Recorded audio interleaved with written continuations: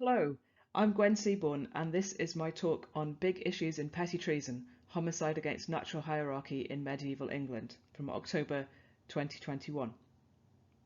Let me give you a quick personal introduction. I'm Professor of Legal History at the University of Bristol Law School. I came to legal history through the standard Cambridge law route, that is to say, through the sort of legal history plotted out by Maitland, Milsom, Baker, all about doctrine and legal professionals, and as an undergraduate I took a course dominated by private law, contract, tort, land law, and the internal perspective, the doings of common lawyers and their thoughts. I remain intrigued by all of those things, and in turn I've passed many of them on to my own legal history students. In research, though, I've moved much more towards areas which have both a social and a doctrinal aspect, crime and women and gender. And these are at the heart of the area I want to explore with you tonight, medieval petty treason. It has to be said that looking at crime and gender is not at the heart of the mission of classical legal history in the Maitland, Milsom, Baker mould. You might well be familiar with the Milsom quote from his section on from the beginning of his section on criminal administration and law. The miserable history of crime in England can be shortly told. Nothing worthwhile was created. There are only administrative achievements to trace, and so on, which is from the 1981 second edition. The 1969 first edition is even more unenthusiastic about the idea of a legal history of crime. In Baker's most recent introduction to English legal history from 2019, we have a more polite discussion of crime, and he finds it to be not uninteresting, but still there is an idea that this is not really the territory of the legal historian. So this is the way he begins chapter 29. The history of crime is a favourite topic of study among social historians because the records of criminal justice are rich in colourful details, but the history of criminal law has proved less attractive to legal historians because the same records are more than usually wanting in jurisprudential content. So social historians like colourful details, and legal historians want jurisprudential content. And those two things are separate, and those two groups of people are separate. I hope that my talk will begin to dismantle that wall between the two to some extent, because I think that legal historians in the classical mould could certainly benefit from including some more social history and criminal history content. And I think there's certainly jurisprudential content in records concerning medieval petty treason if you're prepared to excavate a little bit, and if you're prepared to shift your field of search beyond the perspective of common lawyers. Law is bigger than that. As I know I'm speaking to a mixture of people who are and are not familiar with this area, this period, I think a good place to begin would be by considering a particular example, a case study, and then working outwards to point out some of the questions and areas of interest in this area and the jurisprudential content. I'm going to cover my back by saying this is work in progress. It's spin-off from my work on women in the common law, and I am continuing to look at records in this area. But let's start in the reign of Henry VI in the 15th century. So we're looking at a King's Bench roll entry from 1433, Michaelmas, so this time of year. And that tells us that on Thursday in the feast of St. Barnabas the Apostle, in the year 11 Henry VI, that's 11th of June 1433 to us, at a court in Dunstable, Bedfordshire, 12 jurors presented, that is to say reported, that Marjorie Andrew, lately wife of Walter Andrew of Dunstable, widow, and Thomas Tattenall of Dunstable, boot and shoemaker, servant of Walter, on the 10th of August 1431, long before and after at Dunstable, had been living together in adultery. They'd been running through the goods and chattels of the said Walter, and so that Walter didn't find out about this mode of life, they were plotting his death. Afterwards, on the 5th of March, that's Ash Wednesday, 1432, at twilight, At Dunstable, in the highway, commonly called White Way, Thomas lay in wait. He did so by the advice, help, consent and assistance of Marjorie, and according to the plan of Marjorie and Thomas, to kill and murder Walter Andrew, then Marjorie's husband and Thomas's master. Walter came from Whipsnade Woods, where he'd been working all day, hard, towards his house in Dunstable, to rest for the night. The word used for rest is requiem. And Thomas feloniously and treacherously killed and murdered him with a long bill. That's an agricultural implement, a pole with a blade on the end of it. And Marjorie received him, knowing that he'd committed this treason, felony and murder, and congratulated him for it. The matter was brought into the Central Royal Court, the King's Bench, and eventually a jury was summoned. Both Marjorie and Thomas pleaded not guilty, but the jury found them guilty. What would happen? We have two people convicted then, Thomas, who wielded the weapon, and Marjorie, who is said to be, in our language, an accessory. Both were found guilty, but in fact their outcomes were rather different. Thomas said he was a clergyman and asked for clerical privilege, that is to say, he claimed benefit of clergy.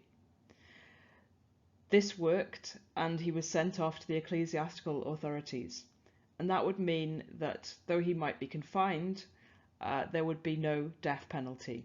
Ecclesiastical authorities were not allowed to impose the death penalty. So Thomas did not die. Well, I mean, he's dead now, obviously, but at that point he didn't die. Marjorie, though, couldn't make a plea to say or pretend that she was a clergyman. That was something for men only. So there's a stark difference there.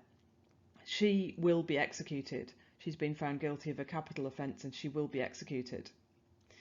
And there's a further difference here. She's not going to be hanged, which would be the normal mode of execution at this point for somebody found guilty of felony, including a killing. But it was decided that she should be led to Tot Hill beside Westminster and there burnt, etc.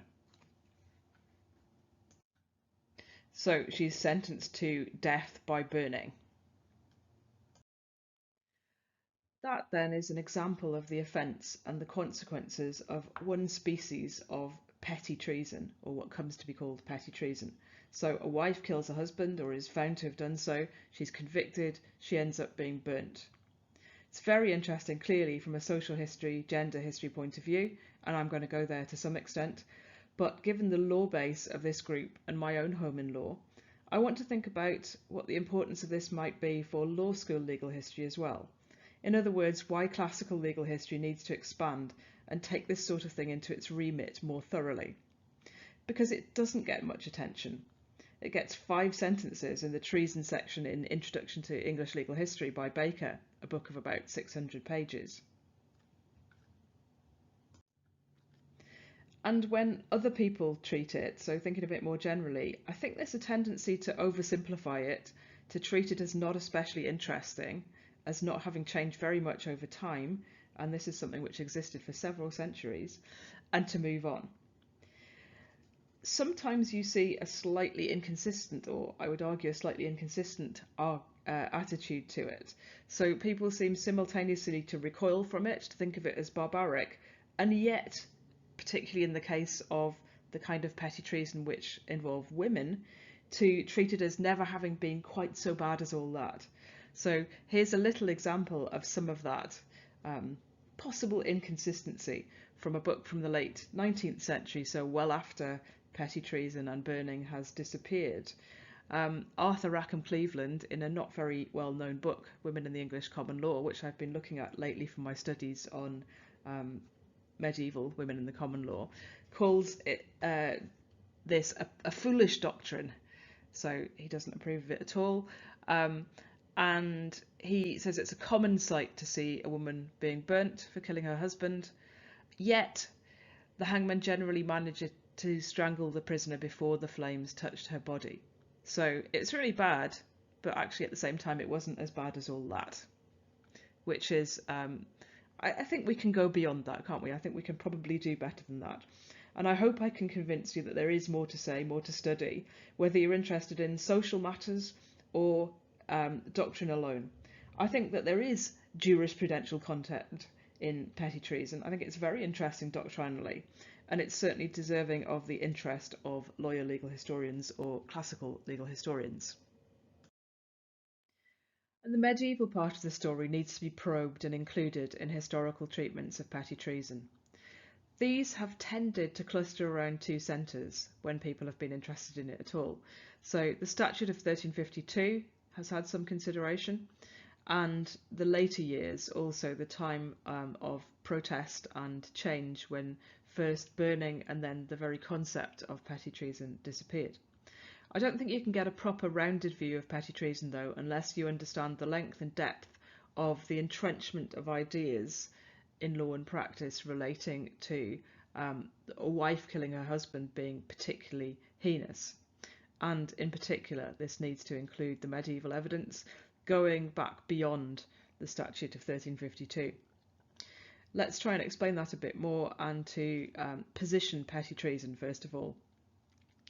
Well, later medieval common law had a law of homicide, which was a capital felony, and it had a law of treason, which was also a capital felony, but with extras, extra punishment and slightly different procedure as well. That's putting things quite simply. Both of those categories were on the move, but they were separate or separable categories. There was also a set of situations in which particular kinds of homicide were singled out as deserving special treatment, so were in a sense assimilated to treason. So they got separate treatment in terms of punishment and also some other rules and procedure from bog standard homicide, if you like. These come to be called petty treason, and that term is just coming into currency at the time of Marjorie Andrew. One of these was her situation, the wife kills the husband, but there were others. The servant kills the master, a clerical inferior kills his superior.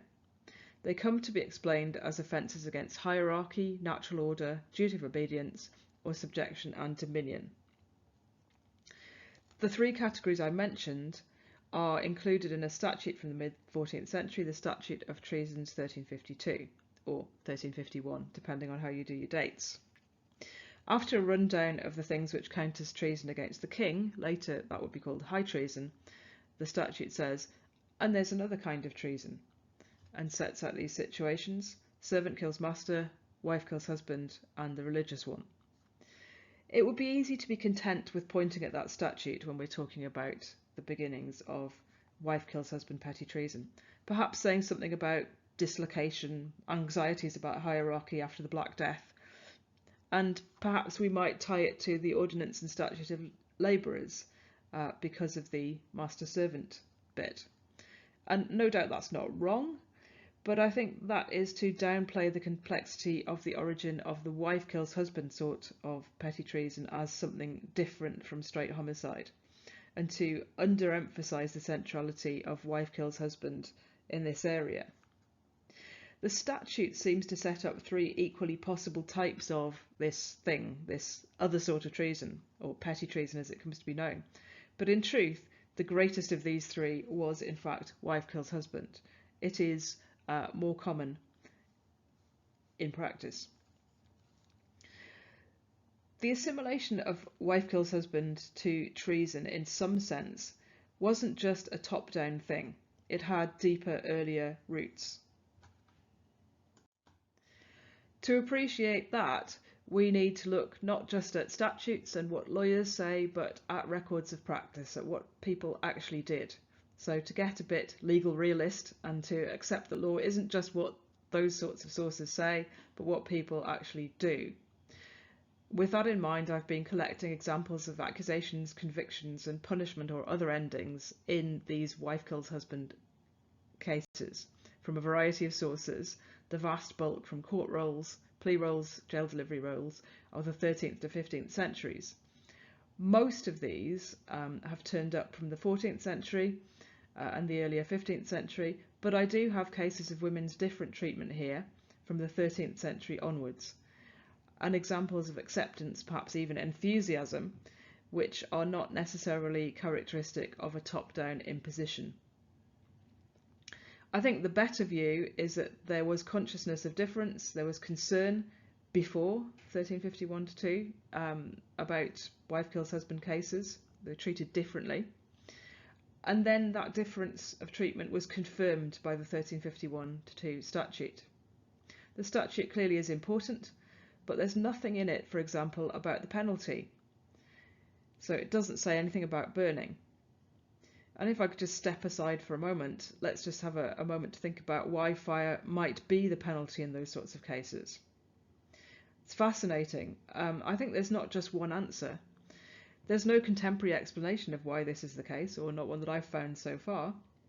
But perhaps there are three interlinked factors which we could think about, pushing towards this deliberate differentiation of women who kill their husbands. Perhaps, first of all, and this is almost impossible to prove, perhaps there was an idea that this was something that involved more suffering. So more concern, more suffering, perhaps that link is being made. And how one proves how much a person suffers dying by hanging, and hanging at this period, as opposed to dying by fire is beyond me, but perhaps that idea is there.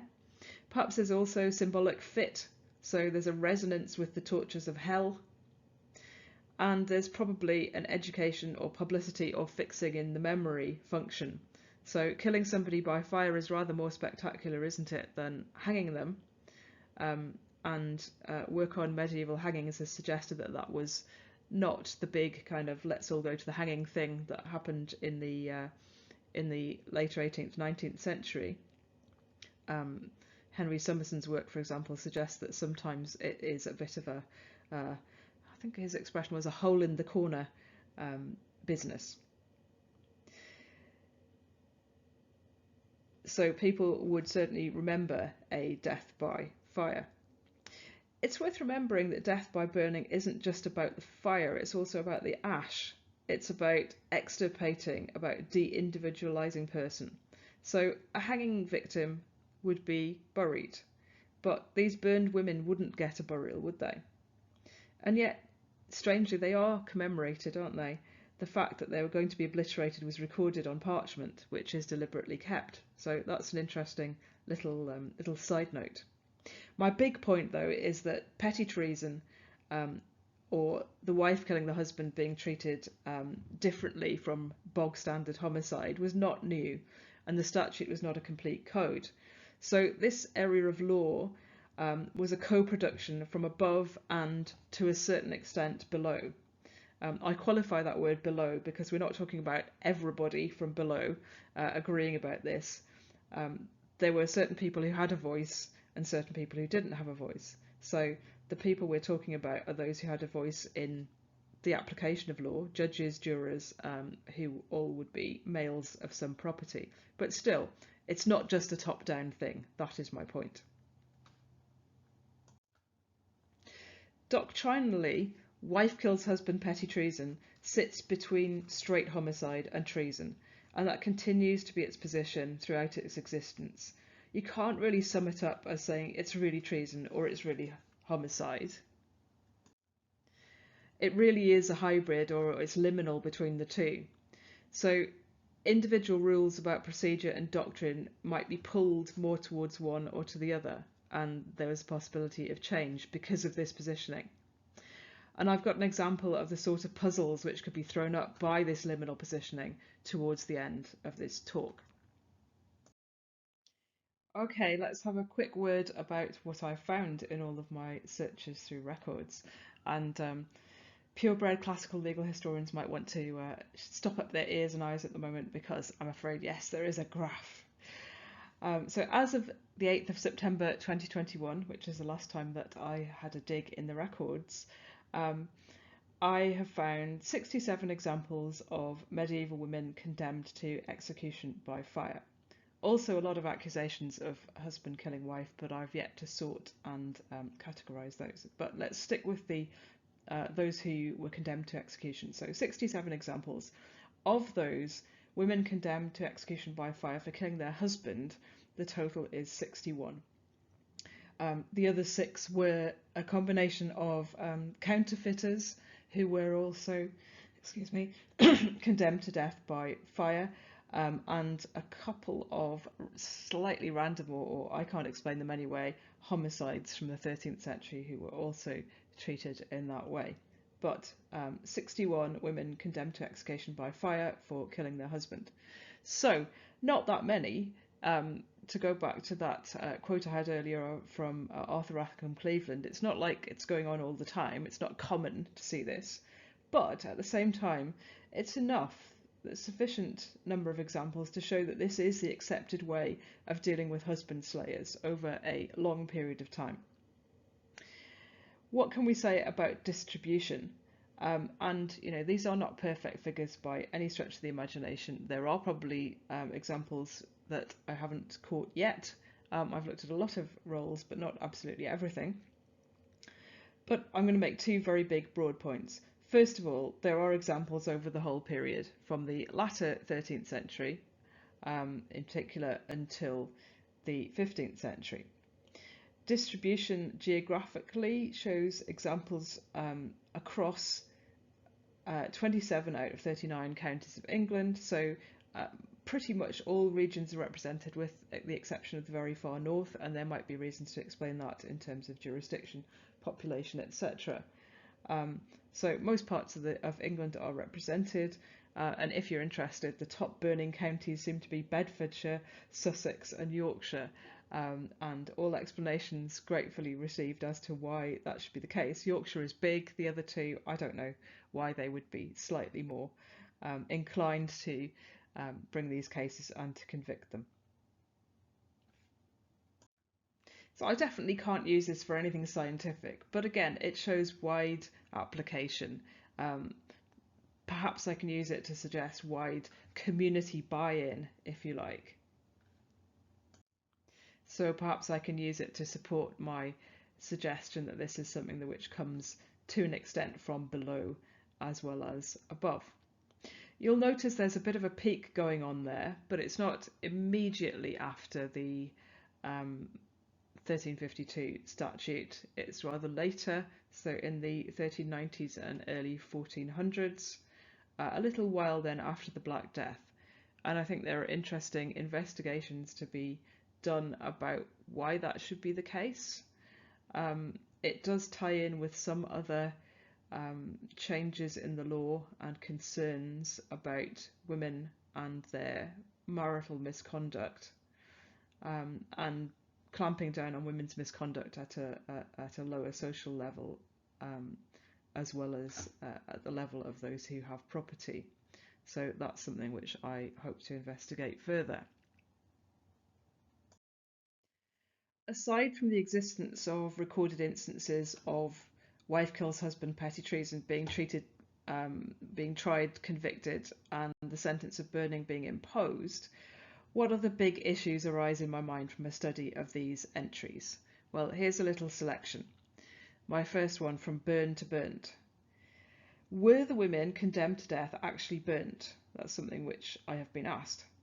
And I would add to it, if they were burnt, were they burnt alive? So I'm thinking back to Cleveland's point about strangulation. He's not the only one who's made that point either. Very often what we have is an instruction that a woman is to be burnt or was to be burnt. Clearly that's not incontrovertible proof that it happened. So it's not impossible that something intervened to stop the execution, but I guess that's the same with hanging. Often that's put in a similar way in the records.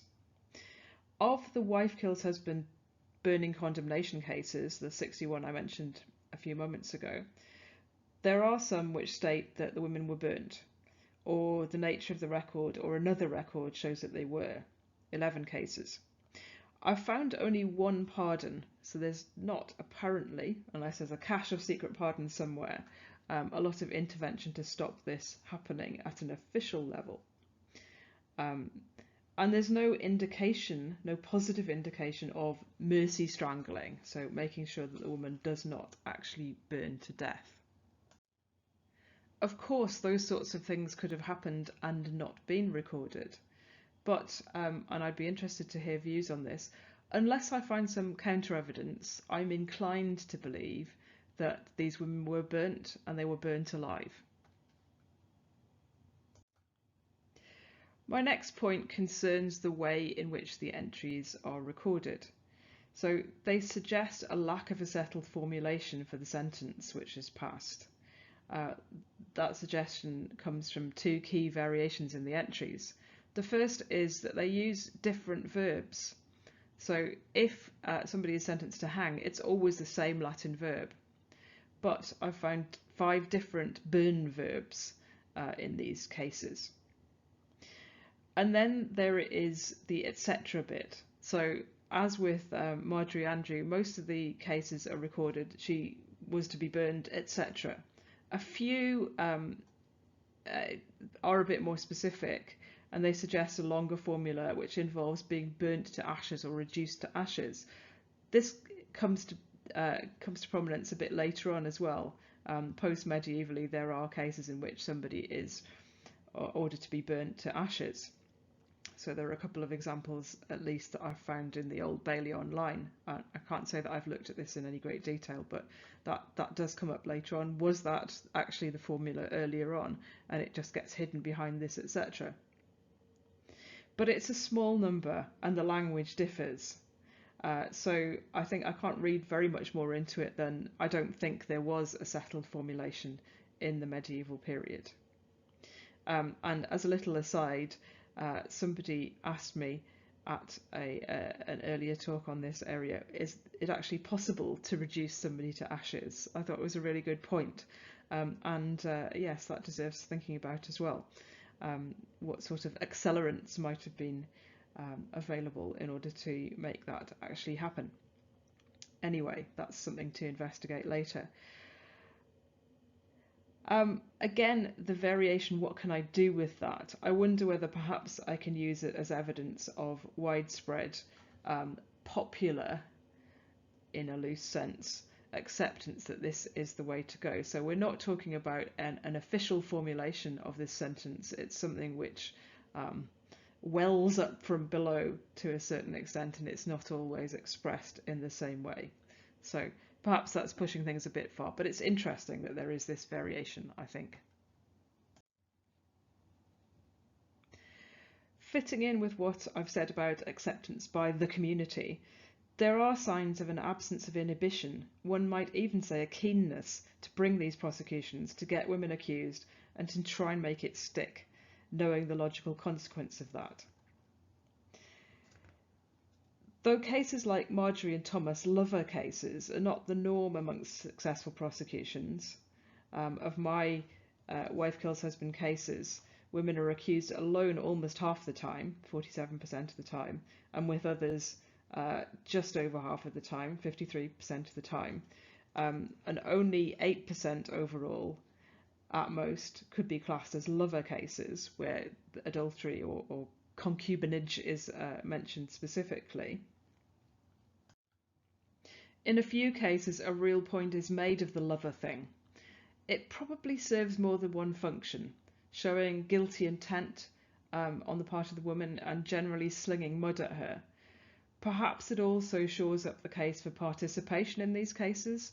If you think about it, there's a practical problem with the Marjorie Andrew case, in that she wasn't present at the time of the killing. That was done off by the woods, on the road by the woods, and she wasn't there. She only congratulated and received Thomas later on. So work has to be done to connect her to it. So pressing the adultery point would make sense. There is actually other questionable material in that case. Unless it comes from a confession, where does the information about Marjorie and Thomas plotting come from? And about Marjorie congratulating him, for that matter. Unless they were completely brazen and careless, how would all of that be known? I also like the gratuitous character contrast establishing touches in that particular narrative. So we're told that Walter has been working hard, assidué, and though we don't need to know it, we're told he's on his way home to rest, and that evocative word requiem is used. Some of this creativity and emphasis suggests, I would argue, timidly, uncertainty or discomfort on the issue of principal and accessory. The apparent breadth of scope in terms of what counts as participation is interesting. So again, we have that point about sitting in between treason, in which there is no differentiation really between principal and accessory, and homicide, in which there definitely is. There are apparently difficulties with the dependent nature of accessory prosecutions. So what happens if the principal can't be prosecuted for one reason or another, which are swirling about in homicide law at this point, which also need to be looked at, I think. And I think some of this additional material, which you see in cases like the Marjorie Andrew case, is dealing with that issue. Let's keep with cases in which we have the wife and at least one other person accused, because I think these bring up some interesting points. Up to now, I've been talking perhaps a little imprecisely about accusations. Cases like those brought against Marjorie were a particular kind of accusation, one brought by a group of local men, a presentment or an indictment. There was another way to start criminal prosecutions in the medieval period, and indeed later, the individual route, the thing called an appeal, so a private individual prosecution. And this is the last area I want to look at, my last big issue, if you like. Appeals, or a specific situation involving appeals anyway. When a man is killed, this is one of the situations in which a woman is allowed to start a criminal action. So his widow can bring an appeal. There were all sorts of limitations on what women could do in criminal law, but this was a role they definitely had, an appeal for the death of their husband. Perhaps they were expected to do that socially. There's a suggestion that they had a priority over all others in bringing that action as well. So how does that work in the world of petty treason? What if the wife herself is accused of killing her husband and appeals somebody else? What happens then? It's true that there might be an indictment against her, but this was not always the favoured way of proceeding, and there were issues about indictments being postponed if an appeal is happening. Sometimes we seem to have ended up with a pair of inconsistent appeals, one by the wife for the death of her husband, and the other by the husband's heir against the wife, suggesting that she was involved in her husband's death. I have two examples of this from the early 15th century, which are up on the slide there. The wife appeals X for the death of her husband, and then somebody else, the husband's heir, so it could be a stepson of the wife, it could be a brother of the husband, appeals her, saying that she's in on the plot with X. That finding, of course, would be in the heir's interest. There would be no dower or equivalent if you had been burnt alive. So the heir is definitely better off getting the wicked stepmother or his relative's widow at least out of the way, which is to be a bit prejudiced, I suppose, as to the truth of these things, but the fact remains it's in his his property interest to get rid of her, isn't it? So the first of these two is a reasonably straightforward example, interesting but perhaps legally not so puzzling. So this one arises from the death of an Oxfordshire man, John Hands, in 1407. Emma, the wife of John Hands, brings an appeal against a man, Roger Sutton, appealing him of having stabbed John to death in Chipping Norton with a knife called a dagger, price 1 penny. Roger says he can't deny it, so he doesn't make an effort to defend himself, and so he is sentenced to be hanged. The jury assess his goods. He has some clothes but no land or other things. Anyway, so he is sentenced to death. But then Emma is herself appealed by the the deceased's brother and heir, William Hands, of having consented and paid Roger, 2 shillings, by the way, is the going rent, to do it. She's convicted and she is to be burnt. She is surprisingly lucky in comparison to many of the people I've looked at, in that, first of all, she makes a successful plea that she is pregnant. So she pleads pregnancy, she's inspected, it's decided she is in fact pregnant, and the result of that would be that the sentence would be deferred, not cancelled but deferred. But then she uses the time of that deferral to good effect and manages to get a pardon. So she's one of the very few pardons that I have managed to turn up. So that's the end of her case. A few years later on, in Leicestershire, there's a case in 1418, 1419. So the Leicester jail delivery roll for Lent 1419.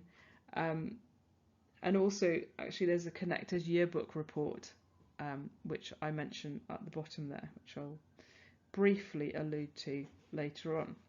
So anyway, thinking about the case on the jail delivery roll, in a session at Leicester Jail before John Cockayne, William Babington and Thomas Waldeby in Lent 1419, the death of John Challoner of Leicester is dealt with. He's said to have been killed in his bed one Saturday night in November 1418. Appeal number 1 is by his wife, his widow, Marjorie, against John Matthew, a tailor, and Richard Bargain, accusing John Matthew of killing her husband and Richard Bargain of having been an accessory to this offence. Those two, the two men, are found guilty and they are ordered to be hanged. Afterwards, straight after on the manuscript, we have appeal number 2. Marjorie is appealed by a man called John Smith of Morton. He says that he is John Challoner's brother and heir, and he appeals Marjorie as having been a participant in the death of her husband. She's convicted and she's sentenced to death by burning. Presumably rather desperately, Marjorie then asks for a respite of the execution. She, like Emma, claims she is pregnant, but the jury of matrons, the people who are tasked with inspecting her, say, oh no, you're not. So the burning is ordered to go ahead. So a rather different outcome. Interestingly, this case does capture the attention of common lawyers. There is a passing reference to it, which is put into the mouth of Babington in a case in 1421, which is not really about petty treason. He brings it up. So the discussion is about how prosecutions could be started in different jurisdictions. So Babington is one of the justices at jail delivery in 1419, and it's he who is said to be mentioning it in this later case in 1421. So that is an interesting tie-in for those who are especially concerned with the doings and the thinkings of common lawyers. Common lawyers were in fact interested in this. Anyway, to go back to the jail delivery rolls, it does seem a strange, convoluted process to have two separate cases like this. In fact, it's more complex. There are some indictments in the background as well. But just sticking with the appeals, I am asking myself what's going on. Particularly because of the role of this fellow John Smith. So it won't have escaped your notice that he's not called Challoner, is he? And it's not impossible that that could be right, that he could be the brother and heir and somehow have a different name, but it raised my suspicion. But I also noticed that he's one of the pledges for prosecution by Marjorie. So in the first appeal, one of the people who's sort of guaranteeing that she'll go through with it is John Smith. And also there is a Robert Challoner in the picture. We can't know who he is. It doesn't say that he's, what relation he is to the deceased man, John Challoner. But I am wondering what's going on here. So I've come up with a few possible constructions of it. So one is that it is as it seems. John Smith was real, and he was really the brother and heir of John Challoner. And in that case, could it be that Marjorie cooperates with him first of all, but he has a hidden agenda, which is that he's going to also prosecute her to destruction and therefore take the inheritance free of her interest? That is option number 1. Option number 2, and I'm afraid it does feel a bit conspiracy theory-ish, but what if John Smith isn't real? What if he is either an imposter or a device made to bring an appeal against Marjorie, because an appeal is wanted and there's nobody who's willing to front it, if you like, to put themselves forward? You probably know there's a long history of made-up people in lawsuits, fictional killers like John Death I came across recently, in an early modern assize role, though that is performing a slightly different function of letting somebody off rather than convicting them. But anyway, we know that there are made-up pledges in common law cases in the medieval period, and you'll probably be familiar with, for example, John Doe and Richard Roe. So it's not a completely off-the-wall suggestion, though I've not come across it in appeals. But let me float that one anyway. Why would you do it? Well, to ensure that Marjorie went down as soon as possible, and that she doesn't get her dower or her land by survivorship, and then has to be dealt with later on. Are there reasons that an indictment wouldn't work? It would be held up by her appeal. I think that needs some thinking about. And my final, perhaps even more way out idea is that what if it's the other way around, so that the appeal, the John Smith appeal, is not anti-Marjorie, it was a failed attempt to help Marjorie. So it could be an attempt to hold up her execution by throwing another appeal in there. So if you threw in if you started an appeal which wouldn't work, that could be a delaying tactic. So perhaps it wasn't supposed to work, except that it did. Anyway, that's slightly speculative, and I slightly duck and put my tin hat on in saying all of that. But whichever way we interpret this, I think it indicates the potential legal as well as social interest of the area, even if I can't quite see my way to an answer. We've got a puzzle involving rights to bring an appeal, priority of appeals, possible fiction. It all shows the complexity of petty treason and its positioning, and particularly the complexity of being a married woman involved with the law. And I think those are complexities that classical legal history needs to be a bit more willing to embrace. Okay, I hope you'll agree that petty treason deserves a bit more attention in classical legal history. There is more than a little jurisprudential content, as long as your jurisprudence is not very, very strict legal positivism. So perhaps this is a slight rebellion against the natural hierarchy of legal history as well. I think we need to do more of this sort of thing, of bringing together the social and the legal. Petty treason is a very interesting issue from many different respects. There is, of course, massive gender and social interest, but there is also this doctrinal, this jurisprudential interest, which I've tried to point out. So first of all, you've got the issue of how law is made or develops, and I'm suggesting that this particular instance is a good example of law developing from above and from below. You've also got issues about how it works, how petty treason works, and specifically the wife kills husband sort of petty treason works, in between homicide and treason, and what difficulties that positioning throws up. Perhaps most of all, I think that a study of petty treason shows the absolute necessity of looking at the same thing from multiple different directions, integrating social and legal history of different types. It definitely deserves more than being tacked onto histories of homicide or treason, which is what has often happened. I think there's plenty more to do. And my big cheesy conclusion, here you go. This area is only approximately treason, and it's definitely not petty. Thank you.